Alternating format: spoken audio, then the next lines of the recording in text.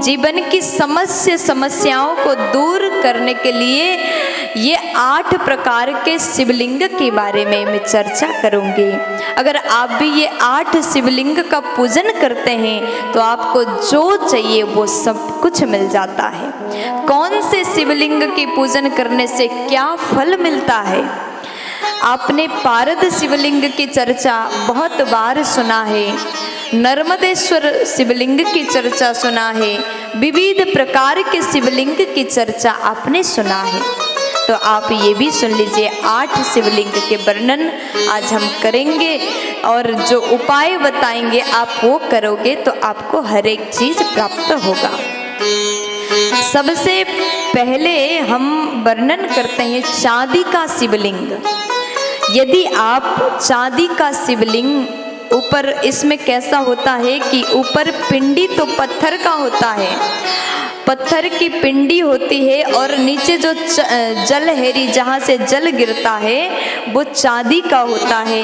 अगर आप ऐसे शिवलिंग का पूजन करते हैं, जलाभिषेक करते हैं, बेलपत्र चढ़ाते हैं तो ऐसा करने से अकाल मृत्यु नहीं होगी। अगर ऐसे शिवलिंग का पूजन करते हैं तो उस घर के लोग आत्महत्या नहीं करते और परिवार में इस प्रकार से मृत्यु नहीं होती है। ऐसे शिवलिंग का पूजन करने से, नर्मदेश्वर का पूजन करने से, अभिषेक करने से और जल चढ़ाने से वो जल पितृलोक पहुंच जाता है, आपके पितृ भी तृप्त हो जाते हैं। इसलिए आप ऐसे शिवलिंग का पूजन करें।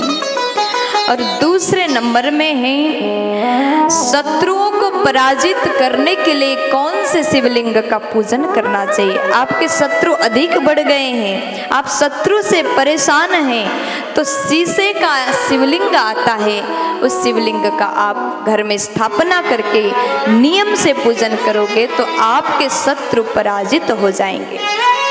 तीसरे नंबर में हम चर्चा करते हैं सोने का शिवलिंग।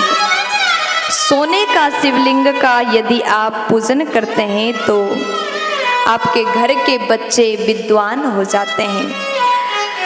हर माता पिता को चाहिए कि घर में शिवलिंग का पूजन करें, शंकर जी का अभिषेक करें और अपने घर के बच्चों को भी साथ में शामिल करें। अगर आप ऐसा करते हैं, सोने के शिवलिंग में ऊपर पिंडी तो पत्थर का होता है और जो जलहेरी है वो सोना का होता है। अगर आप ऐसे शिवलिंग का पूजन करते हैं तो आप के बच्चे विद्वान होते हैं। माँ लक्ष्मी भी ऐसे शिवलिंग का पूजा किया करती थी। अगर आप 3 हमने बताया, चौथे नंबर में ध्यान से सुनो, व्यापार में वृद्धि चाहते हैं, आप लंबी उम्र चाहते हैं, बिजनेस में घाटा हो रहा है, तब आप डायमंड का शिवलिंग का आप पूजन कर सकते हैं। हीरे के शिवलिंग के बारे में बताया गया।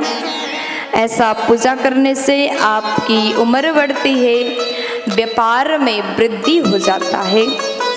और उसके बाद में अगर आपका बिजनेस तेल का है, लोहे का है, अगर ऐसा व्यापार है, कोयला, तेल, लोहा, इन चीज़ों का आपका व्यापार है तो उस समय आपको नीलम के शिवलिंग का पूजन करना है। नीलम पत्थर का जो शिवलिंग होता है उसका पूजन करने से आपको व्यापार में सफलता प्राप्त होगा। और छठे नंबर में बताया वंश वृद्धि के लिए कौन से शिवलिंग का पूजन करना चाहिए। वंश वृद्धि के लिए तांबे की शिवलिंग, जिसमें जलहेरी तांबे की होती है और ऊपर पिंडी पत्थर का होता है, ऐसे शिवलिंग का पूजन करने से भी वंश वृद्धि हो जाता है। आपके घर में संतान नहीं है, घर में बच्चे नहीं हैं तो ऐसे शिवलिंग का नियम से पूजन किया करिए।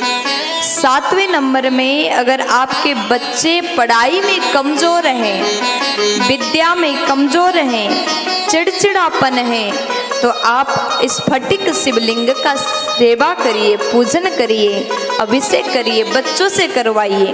अगर आप स्फटिक शिवलिंग का पूजन करते हैं तो बच्चे पढ़ाई में तेज हो जाएंगे।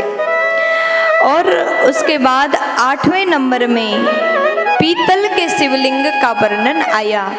पीतल के शिवलिंग का पूजन करने से पूर्वजों का उद्धार हो जाता है। तो हमने आज 8 प्रकार के शिवलिंग के वर्णन बताया। कौन से शिवलिंग का पूजन करने से कौन से समस्या दूर हो जाता है, आप ध्यान से सुने और विधिवत पूजन करें तो आपके घर में हर एक चीज आप प्राप्त कर सकते हैं। समस्त मन की इच्छा पूर्ण हो जाएगा। सब्सक्राइब करें हमारे YouTube चैनल देवी प्रतिभा जी को और श्रवण करें भागवत कथा की महिमा का। साथ ही बेल आइकन को दबाना ना भूलें।